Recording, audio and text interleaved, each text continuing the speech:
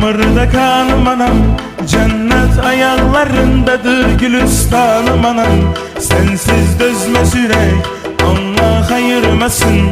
Kederi zulmet ile geçer sensiz anım anam.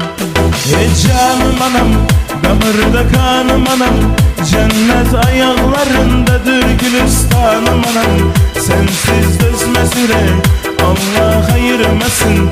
Kederi zulmet ile geçer sensiz anım anam. Şöhretim şanım anam, benim efsanım anam. Ne kadar tükenler bitip bile gülüşenlerinde, sen gibi bir ömrü fida eylenişe Mevledine. Ne kadar azap gizlenip saçının demlerinde.